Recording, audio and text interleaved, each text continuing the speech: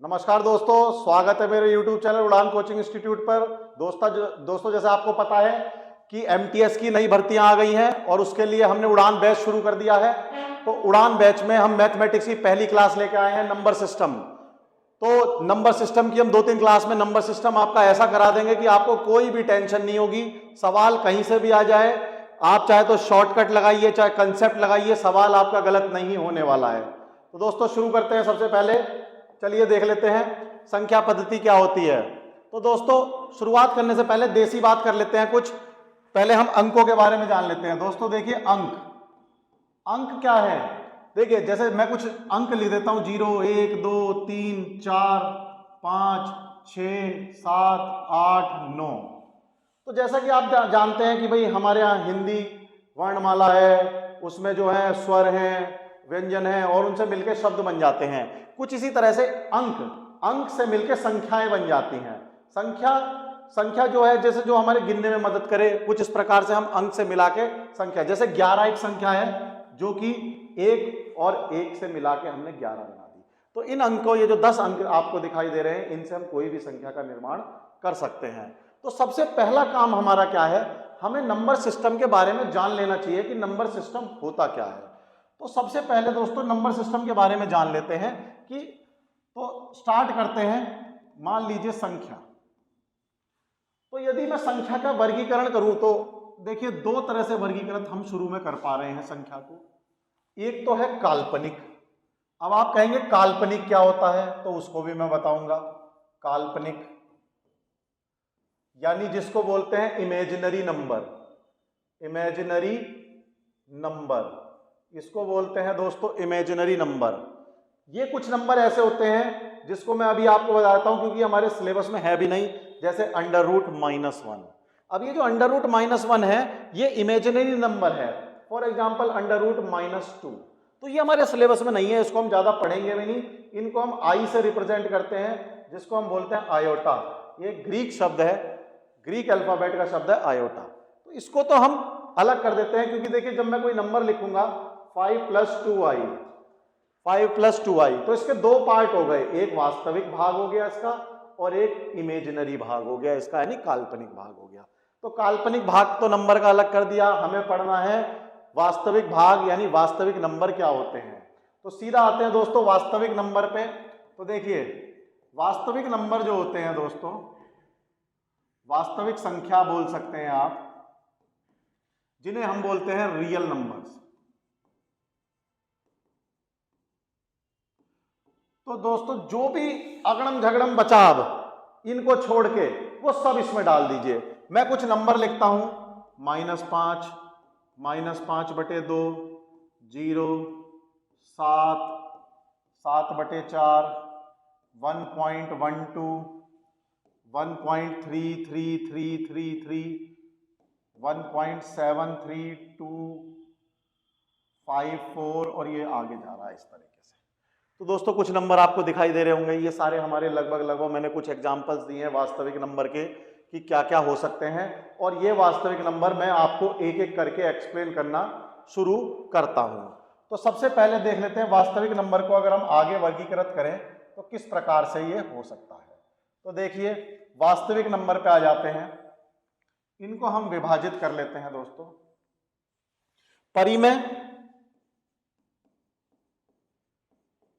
यानी परिमेय संख्या, जिसको हम बोल देंगे रेशनल नंबर।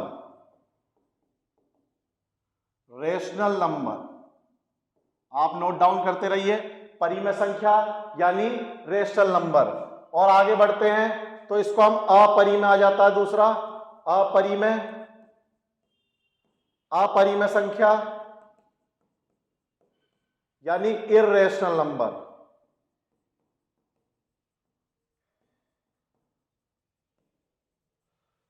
तो यहां से हम अब विभाजन शुरू करते हैं नंबरों का। तो परिमेय संख्या में क्या क्या आ सकता है वो देख लेते हैं। रेशनल नंबर, इसकी डेफिनेशन देख लेते हैं कि डेफिनेशन क्या हो सकती है परिमेय संख्या की। तो देखिए परिमेय संख्या को हम ऐसे डिफाइन करते हैं कि कोई भी संख्या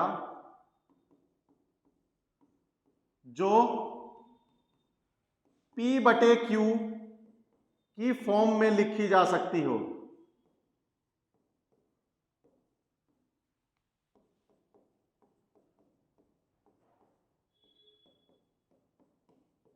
तो समझ में आ गया होगा आपको, कोई भी संख्या जो P बटे Q की फॉर्म में लिखी जा सकती हो। अब इसमें कुछ कंडीशंस हैं, जैसे कि P और Q पूर्णांक होने चाहिए, वो भी अभी हम कवर करेंगे।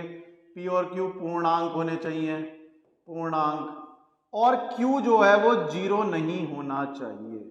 Q जो है जीरो नहीं होना चाहिए। क्यों नहीं होना चाहिए देख लेते हैं। मान लो जैसे कि एग्जांपल है 5/0। दोस्तों 5/0 यह नंबर, हम कुछ लोग इसको इन्फिनिटी बोल देते हैं, यह अनडिफाइंड है, अनडिफाइंड नंबर है। 5/0 अनडिफाइंड नंबर है, या इसको बोल सकते हैं अप्रोचिंग टू इन्फिनिटी है। अगर मैं लिमिट की टर्म्स में बोलूं इसको, तो यह अप्रोचिंग टू इन्फिनिटी है। अगर ये नंबर जीरो के आसपास जा रहा है तो इन्फिनिटी की ओर जा रहा है, ऐसा हम बोल देते हैं। लेकिन ये अनडिफाइंड नंबर है, आपको समझ में आ गया होगा। इसलिए परिमेय संख्या में ऐसा कोई भी नंबर नहीं रखा जाएगा जो कि डिफाइन ही ना हो, क्योंकि यहां तो मुझे लिखने वाले नंबर मैंने ऊपर लिख दिया ना रियल नंबर, और जब मैं उसको डिफाइन ही नहीं कर पा रहा तो वो रियल नंबर कैसे हो जाएगा। तो इसलिए हम इसमें जो है परिमेय संख्या में नीचे जीरो नहीं होना चाहिए, हालांकि ऊपर जीरो हो सकता है, उसमें कोई दिक्कत हमें नहीं है। तो मैं कुछ परिमेय संख्या लिख देता हूं आपके लिए, आप इसको ध्यान से देख सकते हैं। देखिए कुछ परिमेय संख्या हो सकती हैं, जैसे मान लीजिए -7/4, यह एक परिमेय संख्या है। 7 ये भी है, क्योंकि P/Q की फॉर्म में इसको कैसे लिख दोगे, इसको मान लो P और इसको मान लो Q। P/Q नीचे ऊपर भी पूर्णांक है, नीचे भी पूर्णांक है, तो ये ऋणात्मक भी हो सकते हैं और धनात्मक भी हो सकते हैं, दोनों हो सकते हैं रेशनल नंबर। चलिए इसमें आगे बढ़ जाते हैं, और भी नंबर देख लीजिए आप कि इसमें हम जो है जीरो क्या है, क्या जीरो रेशनल नंबर है, बिल्कुल। 0 कुछ भी लिख लो भाई, ऊपर का तो जीरो हो सकता है ना, नीचे का ही तो नहीं हो सकता। मान लो जीरो है, 0/5 लिख लिया, ये लीजिए 0/6 लिख लिया, तो P/Q की फॉर्म में लिखा गया। नीचे का जीरो भी नहीं है और ये जो है इंटीजर्स भी हैं। तो यहां से आपको परिमेय संख्या समझ में आ गई होगी कि परिमेय संख्या क्या होती है, बताइए दोस्तों। तो ये हमारी परिमेय संख्या हो गई। अब इसमें जो बच जाती हैं वो अपरिमेय संख्या हैं, उनको भी हम अभी आपको इसी उसमें समझा देंगे कि क्या अपरिमेय संख्या हो सकती हैं। तो चलिए देखते हैं, आगे बढ़ते हैं। पहले परिमेय को ही एक बार और देख लेते हैं। देखिए दोस्तों, परिमेय संख्या और अपरिमेय संख्या। अब परिमेय संख्या कितने टाइप की होती है, पहले मैं वो आपको बता देता हूं कि कितने तरह से परिमेय संख्या को आप विभाजित कर सकते हो। तो परिमेय संख्या जो हो गई, सबसे पहले पूर्णांक, पूर्णांक यानी इंटीजर, इंटीजर्स, ये यहां से शुरू होता है इंटीजर्स का। ये क्या है, ये हमारे नंबर ऐसे हैं जो कि दशमलव में नहीं यानी फ्रैक्शंस में नहीं है, जैसे -7, -6, -5, 0, 1, 2, 3, इस तरह से। तो ये हमारे इंटीजर्स हो गए, पूर्णांक हो गए। तो इनमें से कुछ ऐसे हो गए जो कि हमारे पूर्णांक रहेंगे, वो यहां पर आ गए। अब आपको पता है इसमें से भिन्न भी हैं कुछ, उन भिन्न का और देख लेते हैं क्या हो सकता है। तो अब दूसरी कैटेगरी जो है वो इस तरह से हम विभाजित कर सकते हैं कि यह ऐसे दशमलव नंबर होंगे जो कि टर्मिनेट हो रहे होंगे, टर्मिनेटिंग यानी शांत दशमलव। तो हम ऐसे लिख सकते हैं कि शांत दशमलव, शांत दशमलव यानी टर्मिनेटिंग डेसिमल्स।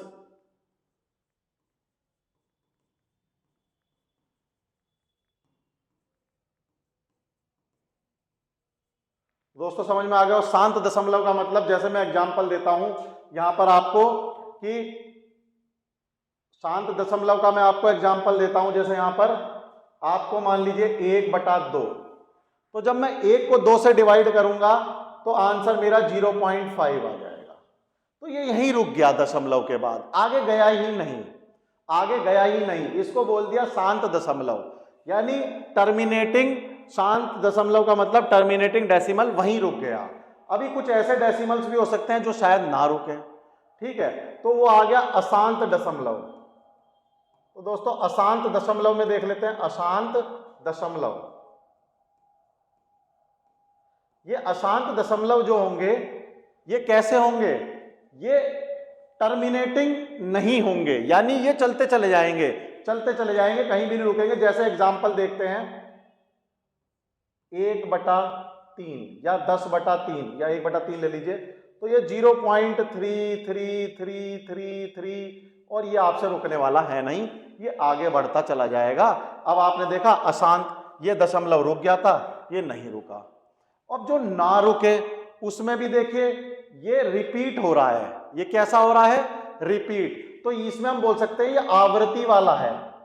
ये कैसा है बच्चों, ये आवृत्ति वाला है, इसको लिख लीजिए आप आवृत्ति, यानी आवृत्ति, यानी रिपीट हो रहा है। अगर आप यहां देखेंगे तो रिपीट हो रहा है। तो लगभग सारे नंबर आपके पास आ गए, कैसे, पूर्णांक हो गए जो कि हम बिना दशमलव के लिख सकते हैं, दशमलव हो गए जो कि शांत दशमलव है, रुक गए, टर्मिनेट हो गए यहीं पे ही आके, अशांत दशमलव हो गए जो कि रिपीट आवृत्ति। बस एक बचा दोस्तों, कौन सा बचा, जो अशांत है कभी नहीं रुकेगा, लेकिन हो सकता है वो रिपीट ना हो सकता है वो रिपीट ना हो। समझ गए। जैसे कि मान लो मैं एक नंबर लिख देता हूं 0.27345433156, अब ये कुछ और चले जा रहा है, तो आपने देखा कुछ भी रिपीट नहीं हो रहा, ना कोई पैटर्न बन रहा, ना कोई रिपीटेशन आ रही। तो जब ऐसा नंबर आ जाएगा कि आपका कोई रिपीटेशन ही नहीं आ रहा, तो उसको जो है आप रेशनल में रखिए ही मत, केवल यही एक नंबर बचता है जो इर्रेशनल में आ जाता है। तो दोस्तों इसका इर्रेशनल वाला देख लेते हैं अब एक पार्ट। तो देखिए ये तो सब रेशनल में हो गए, इर्रेशनल में आ जाइए अब। तो इर्रेशनल में यही एक पार्ट बचता है दोस्तों, क्या बचा, एक तो है ये अशांत, अशांत है कि टर्मिनेट तो होगा ही नहीं होगा, और अनावृत्ति है, अनावृत्ति है, अनावृत्ति यानी नॉन टर्मिनेटिंग नॉन अकरिंग संख्या। इसको अगर आप इंग्लिश में लिखेंगे तो non terminating, terminating and non repeating, non repeating number. तो दोस्तों जैसे √2, √3, ये सारे संख्या कैसे हो गए, ये हमारे इर्रेशनल नंबर्स हो गए। और ले लीजिए पाई, क्योंकि पाई की जो वैल्यू हम मान के चलते हैं 22/7, आप पाई की वैल्यू जो है 22/7 मानते हो, वो लगभग इसके बराबर होती है, एग्जैक्टली बराबर नहीं होती। तो आज के बाद ध्यान रखिएगा, पाई बिल्कुल एक अलग नंबर है जो कि इर्रेशनल है, 22/7 एक अलग नंबर है जो कि रेशनल है। तो परिमेय संख्या है, ये तो परिमेय है, ये तो परिमेय है, और ये अपरिमेय है। अब अपरिमेय को परिमेय के बराबर तो कर ही नहीं सकते, लेकिन हम मान लेते हैं, हम मान के चलते हैं दोस्तों, ये बराबर नहीं होते कभी भी, क्योंकि उसकी वैल्यू रहेगी 3.14 और आगे के डेसिमल्स कभी भी ना तो रिपीट होंगे ना रुकेंगे, आगे के डेसिमल्स ना तो कभी रिपीट होंगे और ना ही कभी रुकने वाले हैं। तो आपको लगभग ये समझ में आ गया होगा कि जो पाई है इसमें हम एक्सपोनेंशियल फंक्शन भी लेते हैं, ई वो भी कुछ इसी प्रकार का है, अपरिमेय संख्या में आता है। तो ये कभी रुकेंगे नहीं, ये कभी रुकेंगे नहीं और रिपीट भी नहीं होंगे। तो दोस्तों यहां से आपको समझ में आ गया होगा कि जो है पाई जो है इर्रेशनल है और 22/7 जो है वो रेशनल है, क्योंकि वो p/q की फॉर्म में लिखा जा रहा है, और p इंटीजर q इंटीजर और नीचे 0 भी नहीं है। तो यहां से आपको लगभग अब सारे नंबर क्लियर हो गए होंगे दोस्तों। देखो पूर्णांक, फिर जो दशमलव में लिखे गए वो शांत दशमलव, फिर जो अशांत बचे वो 2 में बांट दिए, जो अशांत रिपीट वाले हैं वो ही रखे हमने रेशनल में, जो अशांत ना रिपीट होने वाले हैं वो हमने दे दिए इर्रेशनल को। तो लगभग दोस्तों आपको ये समझ में आ गया होगा। आगे बढ़ते हैं थोड़ा सा और। तो अब हम पूर्णांक तक पहुंच गए हैं, अब हमें पूर्णांक जो है उसको भी थोड़ा सा डिफाइन कर लेते हैं, आगे बढ़ लेते हैं कि जी पूर्णांक क्या होगा। तो देखिए पूर्णांक जो है आपका, पूर्णांक में 3 नंबर मैंने यहां पर लिखे हुए हैं, आप उनको बड़े आराम से देख सकते हैं। या तो वो है negative number, negative number, negative संख्या, या है वो न्यूट्रल, न्यूट्रल संख्या, या है वो पॉजिटिव, पॉजिटिव संख्या। तो दोस्तों आपको समझ में आ गया होगा, या तो वो है पॉजिटिव या नेगेटिव। तो देखिए -7, -6, -5, -4, ये कुछ ऐसे हो गए जो कि हमारे कैसे आएंगे, नेगेटिव इंटीजर्स। न्यूट्रल में हमने 0 ले ली, क्योंकि 0 ना तो ऋणात्मक होता ना धनात्मक होता, तो ये आ जाता है हमारा न्यूट्रल में। अब पॉजिटिव संख्या में आप ले लीजिए 1, 2, 3, 4, और इस तरह से जो भी नंबर लिखे जाएंगे वो पॉजिटिव में लिखे गए। तो लगभग आपको इंटीजर्स के बारे में भी पूरा आइडिया हो गया होगा दोस्तों। तो अब इंटीजर से आगे बढ़ते हैं। तो अब देखिए यहां से बिल्कुल क्लियर होता हुआ चल रहा होगा। अब इंटीजर से आगे बढ़ते हैं हम। तो जो हमारी पॉजिटिव संख्या है, पॉजिटिव संख्या, इसको भी हम वर्गीकृत कर सकते हैं दोस्तों। जो धनात्मक है, पॉजिटिव संख्या है, इसका वर्गीकरण भी कर सकते हैं। चलिए मैं थोड़ा सा और आगे इसको वर्गीकृत करके दिखा देता हूं कि एक तो 2 की डिविजिबिलिटी के आधार पर, ठीक है, तो 2 से विभाजन के आधार पर, 2 से विभाजन के आधार पर, तो 2 से विभाजन के आधार पर आपको पता है सम और विषम। तो 2 तरह के नंबर हो गए, सम और विषम, ठीक है, इवन और ऑड नंबर। तो यहां से जो है हमारा इवन ऑड का कंसेप्ट आ गया। इवन नंबर क्या है, जो 2 से विभाजित हो जाते हो वो हमारे इवन नंबर आएंगे। एक ये 0 और दे दो इस बेचारे को, ठीक है। तो यहां पर क्या है, एक 0 मैं पहले ही लिख देता हूं। अब आप जो है जो भी हमारे 2 से विभाजित होता है वो सारे इवन नंबर है। ये इंपॉर्टेंट चीज लिख दी मैंने, कभी भूल जाओ, ठीक है। ये 0 भी इसको, न्यूट्रल भी इसको दे दो, और फिर वो सारे नंबर लिख दो जो 2 से विभाजित हो सकते हो, जैसे कि 2, 4, 16, 32, इस तरह के नंबर आप लिख सकते हो यहां पर। तो देख रहे हो जिसके एंड में 2, 4, 16, 32 जो इवन है वो सारे 2 से विभाजित होंगे। अब विषम ऑड में आ जाओ, जो बचे हुए नंबर हैं वो सारे ऑड में आ जाएंगे, जैसे 1, 3, 7, 9, 13, इस तरह के नंबर सारे ऑड में चले जाएंगे 2 के विभाजन के आधार पर, इवन और ऑड। बात समझ में आ गई। अब एक विभाजन और की, विभाजन तो देखिए बहुत सारे हो सकते हैं, कोई टेंशन नहीं है, लेकिन हम वो पढ़ेंगे जो हमारे काम आने हैं। अननेसेसरी ज्यादा पढ़ने का हमें कोई फायदा होगा नहीं। तो सबसे पहले हम देख लेते हैं इसमें कि भाई गुणनखंड के आधार पर, ठीक है। तो गुणनखंड के आधार पर देख लेते हैं। तो गुणनखंड के आधार पर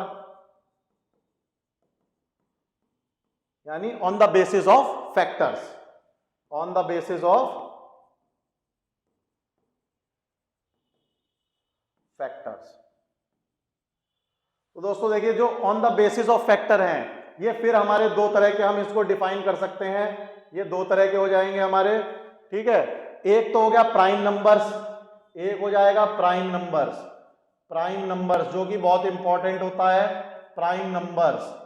तो दोस्तों एक तो हो जाएगा हमारा प्राइम नंबर, चलिए देख लेते हैं। तो ये तो हो गया हमारा प्राइम नंबर। प्राइम नंबर क्या होता है, इसकी डेफिनेशन कैसे करोगे? देखिए प्राइम नंबर क्या है, जो दो डिफरेंट अलग अलग यानी नंबरों से डिवाइड हो जाए, वो हमारा प्राइम नंबर है। एक नंबर तो उसमें 1 हो और एक वो स्वयं हो, केवल ये हमारा प्राइम नंबर की डेफिनेशन है। जो दोबारा सुन लीजिए, प्राइम नंबर क्या होंगे? प्राइम नंबर को आप बोल सकते हो अभाज्य, क्या बोल सकते हो दोस्तों? अभाज्य, अभाज्य संख्या, ठीक है। और दूसरा आता है कंपोजिट नंबर, कंपोजिट नंबर, इनको बोल सकते हैं आप भाज्य, या समग्र भी बोल देते हैं, भाज्य भी बोल देते हैं, ठीक है।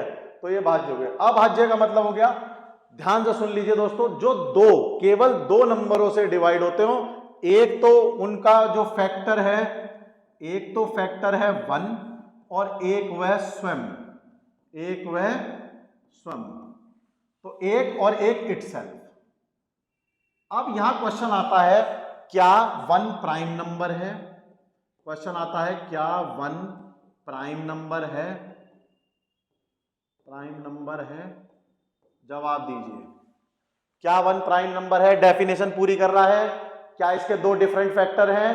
आप कहोगे नहीं, इसका तो एक ही फैक्टर है 1 और स्वयं, क्योंकि वो दोनों एक ही हो गए।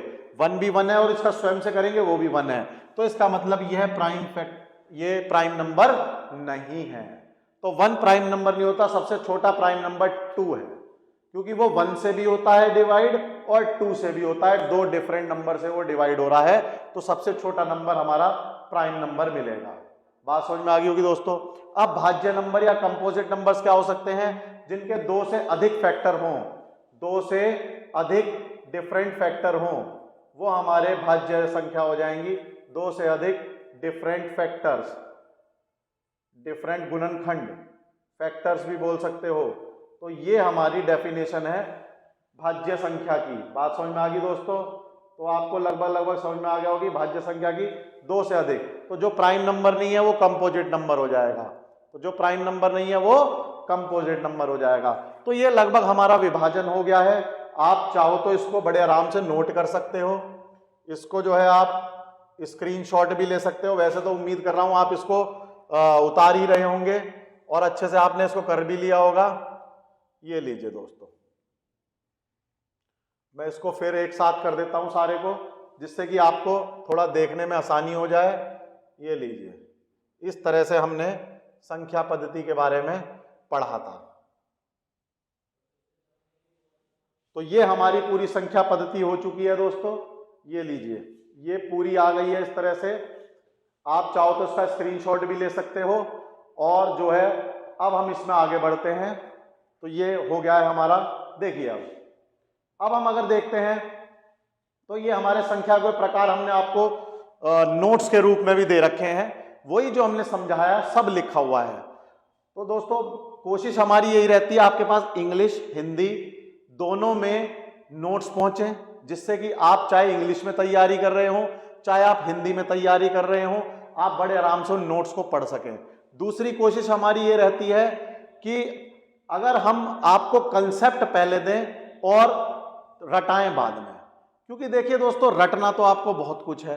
चारों पांचों सब्जेक्ट जब इकट्ठे होके आएंगे तो फिर बहुत दिक्कतें हो जाती हैं। बाद में आके यही लगता है यार मैथ में तो कम से कम कंसेप्ट होते। तो हमारी तैयारी जो आपके लिए रहेगी, कोई भी जो नया यूजर है जो नया पढ़ रहा है या हमारे चैनल से नया जुड़ा है, हमारी एक ही चीज रहेगी कि पहले कंसेप्ट और फिर उसी कंसेप्ट को से ट्रिक, जो कि आप शायद खुद ही बना लोगे। जब हमसे पढ़ोगे तो आप खुद ही ये ट्रिक्स वगैरह बना लोगे सब, इसमें कोई टेंशन वाली बात नहीं है।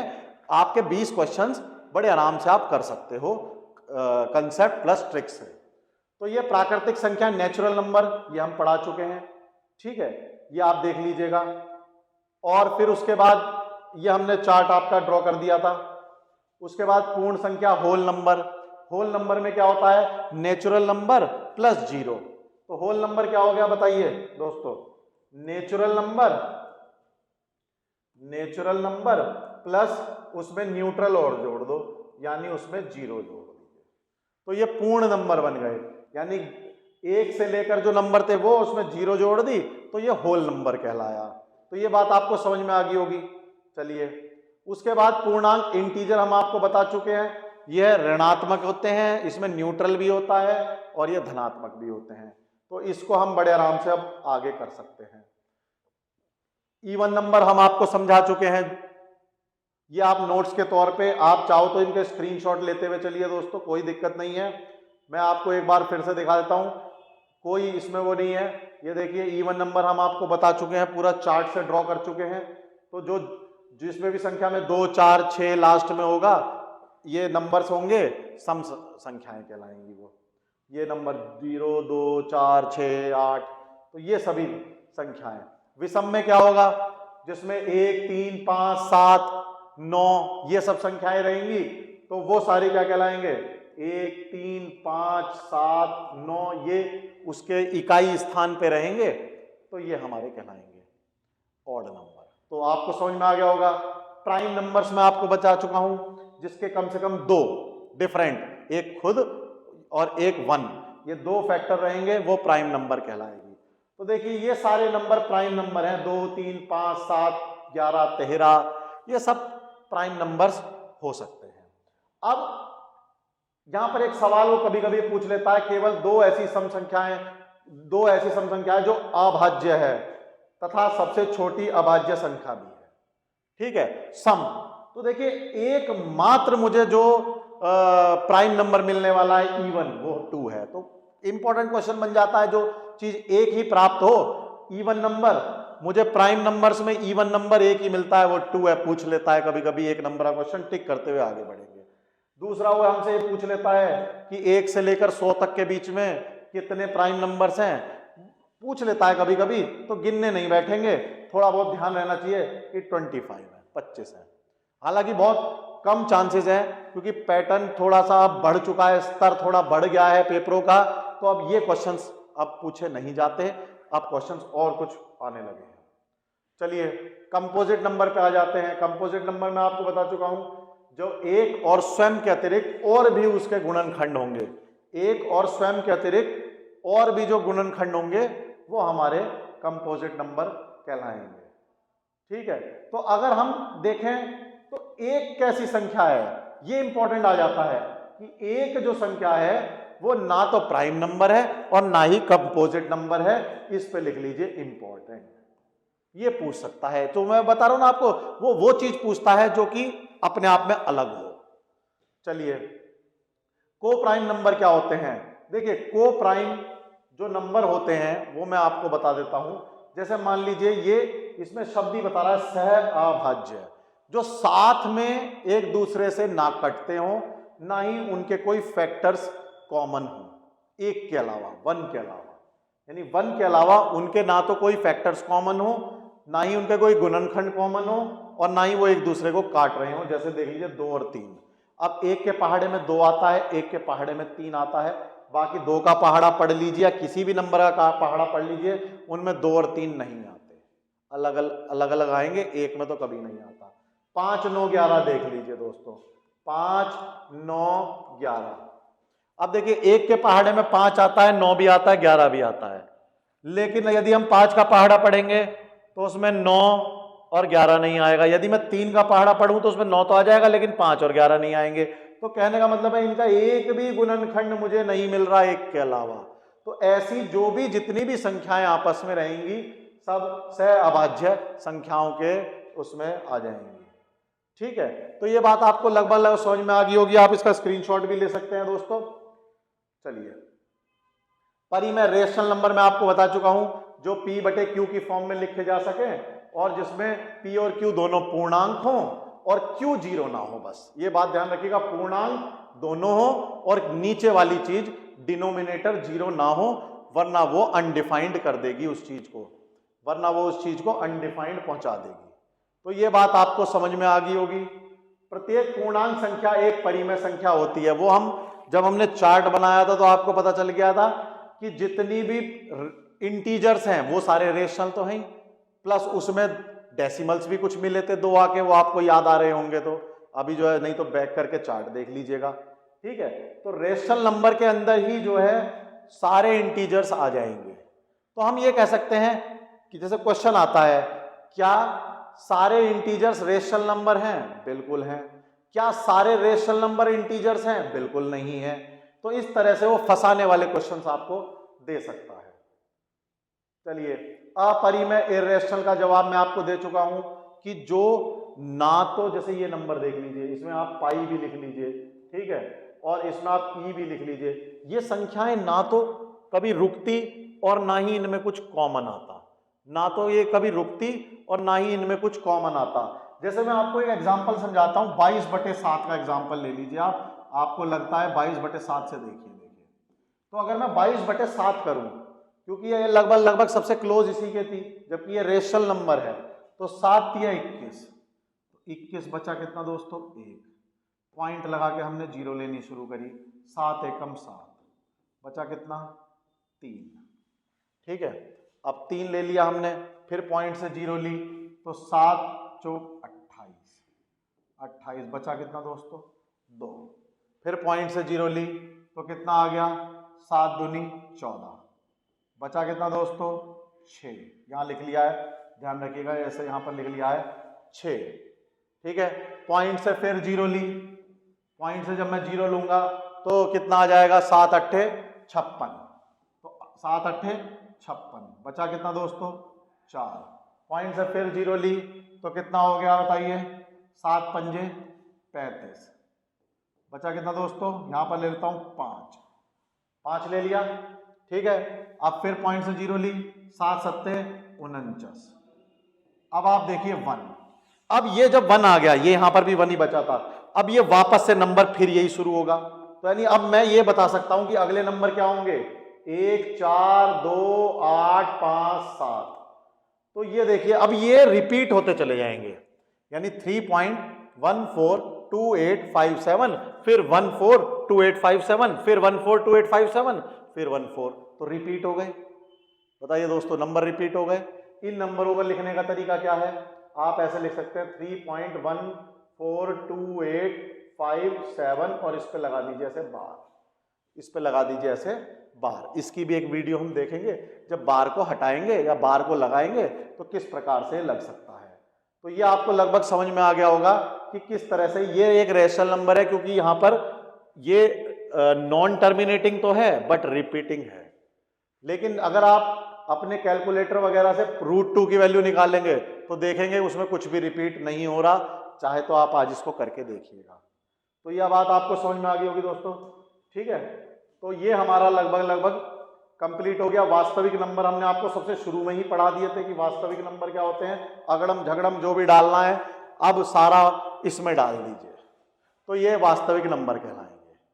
तो लगभग ये आपका पूरा हो चुका है नंबर सिस्टम का क्लासिफिकेशन। हम इसमें थोड़ा सा आगे बढ़ते हैं, विभाज्यता की जांच कर लेते हैं, टेस्ट ऑफ डिविजिबिलिटी कर लेते हैं दोस्तों। तो ये बहुत आसान सी चीजें हैं, ये आप पढ़ भी चुके हैं कि 2 से विभाज्यता क्या होती है। मैं बहुत जल्दी से ले लेता हूं इनको, इसमें आपको टेंशन लेने वाली बात नहीं है, ये आप पढ़ चुके हैं। 2 की विभाज्यता के लिए क्या है, आप चाहो तो इसके नोट्स भी ले सकते हो। 2 की विभाज्यता के लिए आपको पता होना चाहिए कि इकाई स्थान, जैसे मान लीजिए 527 या 528, ये 2 नंबर ले लेता हूं मैं, एक ऑड है एक इवन है।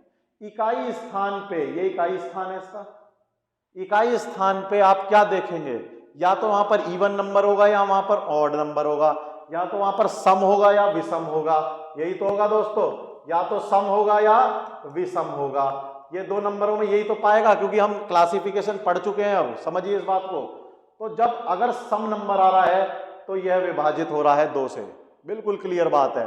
सम नंबर लास्ट में या शून्य है, सम नंबर लास्ट में या शून्य है, ये किससे विभाजित हो जाएगा, 2 से।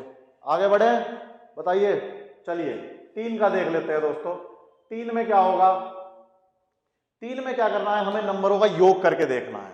3 में क्या है आप देख लीजिए, हमें नंबरों का योग करके देखना है। 3 से विभाजकता जो है उसमें हमें नंबरों का योग करके देखना है। फॉर एग्जाम्पल 465 एक नंबर है, क्या ये होगा या नहीं होगा, इनके नंबरों का योग कर लीजिए। 4 + 6 + 5, यदि मैंने योग देखा 15 आ गया। अब जो योग है उसको विभाजित कीजिए 3 से, यदि वो योग 3 से विभाजित हो रहा है तो नंबर भी होगा, यदि वो योग 3 से विभाजित हो रहा है तो वह संख्या भी विभाजित मानी जाएगी और होगी भी। तो दोस्तों समझ में आ गया होगा आपको ये, इसको भी आप बड़े आराम से नोट कर सकते हैं। आगे बढ़िए, 4 की विभाज्यता। देखिए कोई भी नंबर अगर 4 से डिवाइड होना है तो आपको क्या चेक करना है उसके अंदर, हम वो देख लेते हैं, और 5 से चेक होना क्या होगा।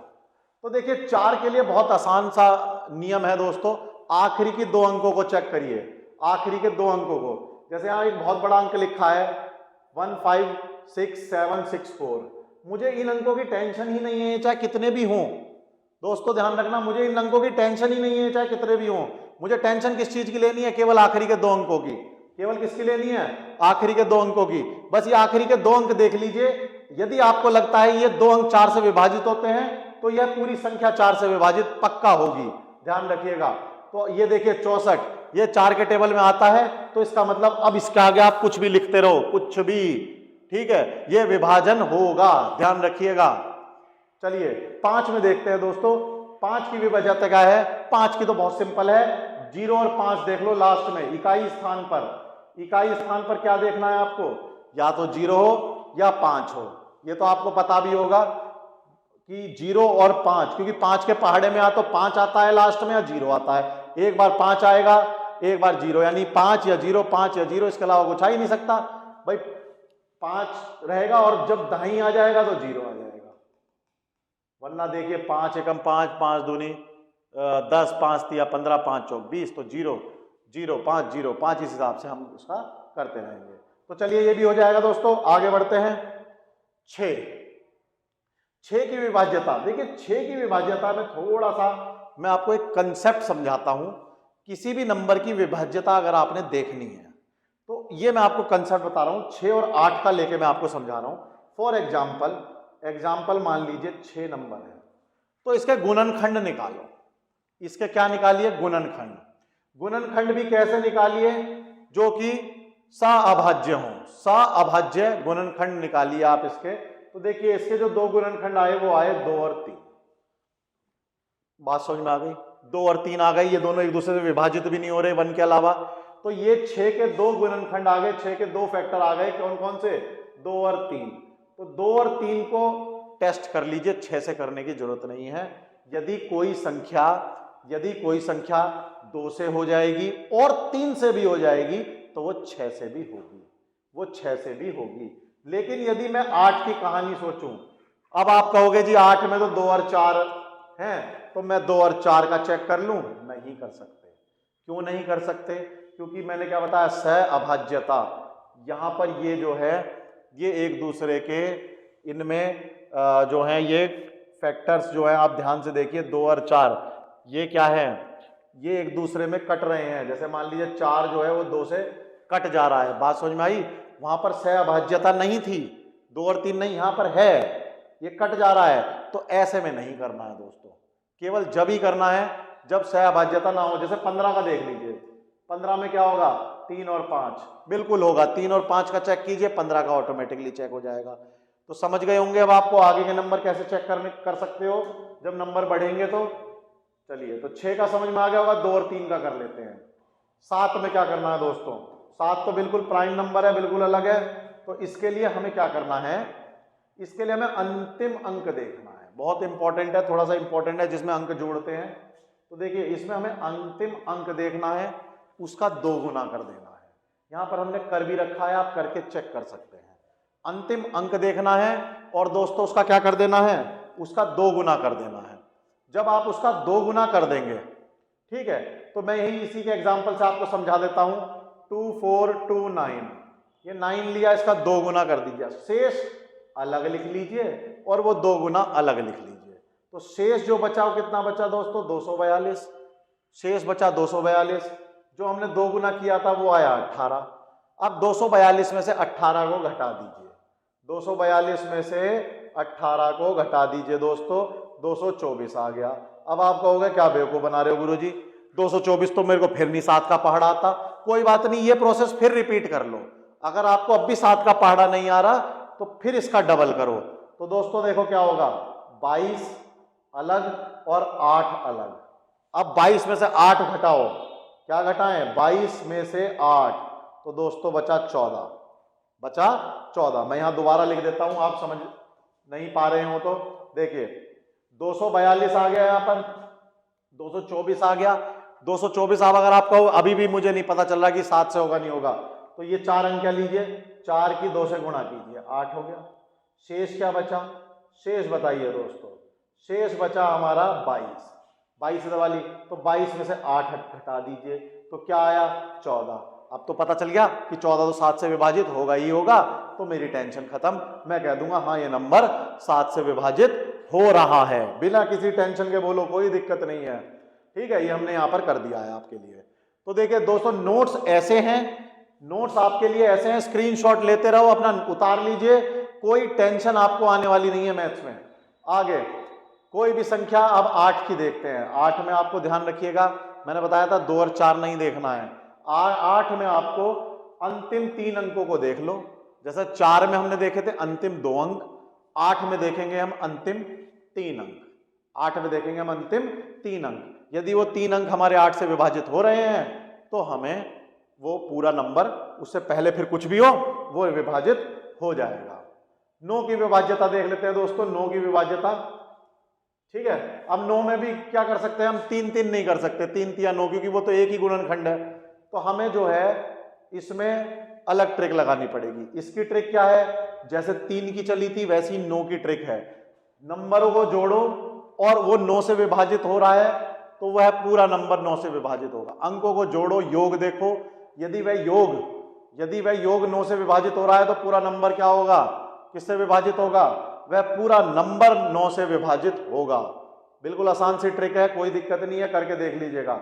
10 में तो मेरे को आपको शायद बच्चा 1 और 10 का पहाड़ा सबसे पहले सीखता है। याद हो जब बचपन में थे तो 1 का पहाड़ा और 10 का, जी 2 का मत सुनो, 1 का और 10 का सुन लो। 2 से लेकर 9 तक खा गए बीच में, सबसे पहले फिर किसका याद कर लिया था, 10 का। क्यों, क्योंकि ये पहाड़े बहुत आसान है, लास्ट में 0 आती है सब में। 10 एकम 10, 10 दूनी 20, तो लास्ट में क्या आ रहा है 0। 10 तिया 30, तो लास्ट में क्या आ रहा है 0। तो जिस नंबर में लास्ट में 0 है वो 10 से विभाजित होगा ही होगा। तो चलिए आगे बढ़ते हैं। अब बात आती है 11 से विभाजितता। देखिए 11 की विभाजितता इंपॉर्टेंट है। क्यों इंपॉर्टेंट है मैं आपको बताता हूं। जब हम मेंसुरेशन पढ़ेंगे तो वहां 22/7 बहुत बार आएगा, पाई की वैल्यू 22/7, पाई की वैल्यू, भाई सर्कल पढ़ रहे हैं, सिलेंडर पढ़ रहे हैं, वहां बार बार पाई आ रहा है, पाई का मान 22/7। तो जब वो 2 से कट जाता है 22 तो 11 रह जाता है। अब वहां एक बड़ी सी संख्या लिखी है, नीचे 11 लिखा है, तुम्हें पता ही नहीं है कि कैसे विभाजन करना, तुम लेके उसे लग रहे हो भाज्य भाजफल रिमाइंडर थ्योरम से, और तुम्हारा टाइम जो है सारा का सारा तो इसमें निकल गया। इतने में 3 क्वेश्चन होने थे, इतनी देर में तुमने जो है केवल उसको डिवाइड करा। वो काम नहीं चलेगा, आप ध्यान रखिएगा। तो कोई भी संख्या 11 से कब विभाजित होती है, तो देखिए दोस्तों, कोई भी संख्या जो है 11 से जब विभाजित होगी, जब आप क्या कीजिए, इवन संख्या और ऑड संख्याओं का जोड़ निकाल लीजिए। तो देखिए सबसे पहले सम विषम का जोड़ देखो, पहली, तीसरी और 5वीं और 7वीं, ये समझ में आ गया। मैंने कौन कौन सी ली, मैं यहां पर दोबारा लिख देता हूं बड़ा बड़ा, 7 2 7 1 2 7 3 6 2। यहां पर देखिए ये और ये, इनको जोड़ लीजिए तो 7 और 2 9, 9 और 3 12 और 2 14। तो जो ऑड स्थानों पे अंक हैं उनका योग 14 आ गया।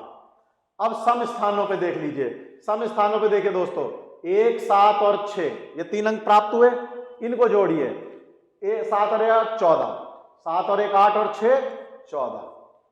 दोनों योग बराबर हैं, लेकिन हमें बराबर से काम नहीं चलाना, हम और भी देखना है। देखिए या तो यह बराबर होंगे या इनका जोड़, इनका घटा जो है वो 11 से विभाजित होगा। जोड़ नहीं, इनका घटा। जब आप इनको घटाएंगे तो वो भी 11 से विभाजित हो सकता है। बात समझ में आई या नहीं। तो देखिए यहां पर अंतर कितना आया, जो ये अंतर है ये 0 आए, या अंतर 11 से विभाजित हो, या अंतर भी 11 से विभाजित हो। बात समझ में आ गई या नहीं। या तो 0 आए या तो 0 आए, या अंतर भी 11 से विभाजित हो तो हमारा काम चल जाएगा। बताइए दोस्तों, समझ में आ गई बात। तो यह संख्या 11 से विभाजित हो रही है। 12 से आ जाइए। 12 का मैंने आपको बता दिया, 12 के मुझे 2 फैक्टर मिल गए, 12 के गुणनखंड मिल गए 3 और 4। 3 की भी ज्ञान पूरा है मेरे को और 4 का भी ज्ञान पूरा है। बताइए दोस्तों, हो जाएगा चुटकियों में क्वेश्चन। अब 3 से चेक कर लो, 4 से चेक कर लो, 12 से विभाजित होगा ही होगा। तो जो नंबर 3 से विभाजित हो और 4 से भी हो, दोनों से हो, वो 12 से कंफर्म होगा ही होगा। तो ये हमारा आ गया 13 से विभाज्यता। देखिए दोस्तों, 13 फिर से एक प्राइम नंबर आ गया है। अब प्राइम नंबर के लिए तो कोई फैक्टर तो बनेंगे नहीं, तो इसका फिर से मेथड है, जैसे कि हमारा 7 के लिए था उसी तरह से इसके लिए भी हमारा मेथड आएगा। तो इसमें क्या है, 4 से गुना करना है। दोस्तों 7 में किससे किया था, हमने किया था 2 से, और घटाया था। यहां पर 4 से गुणा करके जोड़ना है। याद रखिएगा, 13 में 4 से गुणा और जोड़ो भैया, जोड़ लेना, ठीक है। 7 में 2 से गुणा और घटाओ, तो 4 से गुणा, तो जैसे ये अंक है, मान लो इसमें 9 है, तो देखिए 6 8 9, अंतिम अंक क्या है 9। 9 की गुणा करो 4 से, कितना आया 36। शेष कितना बचा दोस्तों 68। 68 में 36 जोड़ दो, 8 से 14, 1 गया, 6 और 3 7 और 3 10, 104। 104 आ गया। अब ये 104 आप अगर आप 13 से विभाजन हो रहा है तो बहुत बढ़िया बात है, लिख दीजिए हाँ हो रहा है जी। चेक कर लीजिए 104 13 से हो रहा है नहीं हो रहा। बात समझ में आई है नहीं? तो वो 689 भी 13 से बड़े आराम से हो जाएगा। बताइए दोस्तों, और ये भी वही प्रोसेस है, आप करते रहिए तो हो जाएगा। 14 से विभाजन, ये अगर स्क्रीनशॉट नहीं लिया तो ले लीजिए दोस्तों। 14 से विभाज्यता, 14 से विभाज्यता बताइए।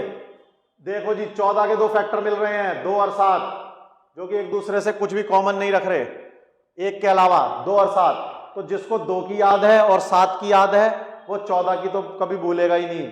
समझ में आ रहा है दोस्तों कंसेप्ट? जिसे 2 की याद है और 7 की याद है वो 14 की विभाज्यता कभी नहीं भूलेगा, कभी भी। तो आप लोगों को समझ में आ गया होगा कि विभाज्यता कैसे होती है। अगला देखिए 15 से विभाज्यता। 15 के भी गुणनखंड मैंने बताए थे कितने आते हैं, 3 और 5। तो दोस्तों जो 3 से भी विभाज्य हो और 5 से भी विभाज्य हो, जो 3 से भी विभाज्य हो और 5 से भी हो, वो हमारी विभाज्यता देगा 15 से भी। बात समझ में आ गई आपको? तो ये बहुत आसानी से समझ में आ रहा होगा अब आपको, बहुत आसानी से। चलिए 17 फिर से इवन नंबर आ गया भाई, ठीक है। इसमें जैसे 7 13 वैसे ही 17 का चलेगा। जैसे 7 में क्या करा था, 2 से गुणा और घटाया था, 4 से गुणा जोड़ा था, ऐसे ही इसमें भी होगा 5 से गुणा। क्या होगा दोस्तों इसमें, 5 से गुणा कीजिए, ठीक है, और इसमें घटाया जाए, और इसमें घटाया जाए 5 से गुणा करके। जैसे 731 का कर लेते हैं, देखिए 731 ये हमारा इकाई स्थान का हो गया, इसमें कीजिए गुणा 5 से, 1 गुणा 5 कितना आया दोस्तों, 5। शेष राशि कितनी थी, 73 बचा था। अब क्या करें, अब हम घटा दिए जाए, 73 में से आप क्या घटा दीजिए, 5 घटा दीजिए, कितना बचा, 68। अब ये 68 को चेक कीजिए 17 से विभाजित हो रहा है या नहीं हो रहा। यदि 68 17 से विभाजित है तो वह पूर्ण नंबर, पूरा नंबर, पूरी संख्या 17 से विभाजित होगी ही होगी। तो जहां तक है मेरे हिसाब से ये हो रहा है क्या, 7 चौक 28 हो तो रहा है, तो ये हो जाएगा भाई, हमारा मामला यहाँ सेट हो जाएगा, बिल्कुल कोई दिक्कत नहीं है। बताइए बात समझ में आई या नहीं? चलिए 18 से विभाज्यता। दोस्तों 18 का आपको पता ही है, अब 18 के गुणनखंड बन जाएंगे। 18 के कौन कौन से बन गए, 2 और 9। 3 और 6 मत बनाना भाई, देखो 3 और 6 क्यों नहीं बनाना, मैं आपको पहले भी समझा चुका हूं, ये आपस में कट रहे हैं, ये आपस में कट रहे हैं। हमें ऐसे गुणनखंड लेने हैं जो कटते ना हो आपस में, ठीक है, ये आपस में कट रहे हैं, ऐसे गुणनखंड नहीं लेने। ये वाला अगर चेक कर लो, ये आपका काम आराम से हो जाएगा। तो जो नंबर 2 से भी विभाजित होता हो, जो नंबर 9 से भी होता हो, दोनों से होता हो, वो 18 से तो होगा ही होगा। बात समझ में आ गई दोस्तों? चलिए अब आता है 25 से। 25 से देख लीजिए दोस्तों, 25 का कोई फैक्टर तो 5 5 है, उससे काम नहीं बनने वाला। तो अंतिम 2 अंक देख लीजिए। तो जो अंतिम 2 अंक या तो 25 से विभाजित होते हो या डबल जीरो हो, हमारा काम चल जाएगा। या तो 25 से विभाजित होते हो या डबल जीरो हो, या डबल जीरो हो, तो हमारा काम बड़े आराम से हम बता देंगे कि हाँ जी 25 से विभाज्यता होगी। तो दोस्तों समझ में आ गया होगा आपको, उम्मीद करता हूं बहुत बढ़िया समझ में आ गया होगा। ठीक है दोस्तों, तो अब हम जो है इकाई मान का एक क्लास आपके लिए लेके आएंगे। तो दोस्तों उम्मीद करता हूं आपको लेक्चर बहुत अच्छा लगा होगा। अगली क्लास में हम आपके लिए कुछ रूल्स, कुछ टाइप्स इससे लेके आएंगे जो कि बहुत इंपॉर्टेंट है। एक सवाल जिससे आएगा ही आएगा। अभी हमने आपके बेसिक्स बताए हैं, आगे हम टाइप्स बताएंगे, कंसेप्ट बताएंगे, और उन कंसेप्ट्स के साथ साथ आपको शॉर्ट ट्रिक्स बताएंगे। हमने जिम्मेदारी ली है, आपका एक भी क्वेश्चन मैथमेटिक्स का गलत नहीं होने देंगे। आप मेहनत करते रहिए हमारे साथ, हम आपके साथ मेहनत कर रहे हैं, बहुत अच्छा कंटेंट लेके आ रहे हैं आपके लिए, बहुत अच्छे क्वेश्चंस भी लेके आएंगे दोस्तों। उम्मीद करता हूं क्लास आपको बहुत अच्छी लगी होगी। दोस्तों सब्सक्राइब, लाइक, कमेंट जरूर करिएगा। धन्यवाद।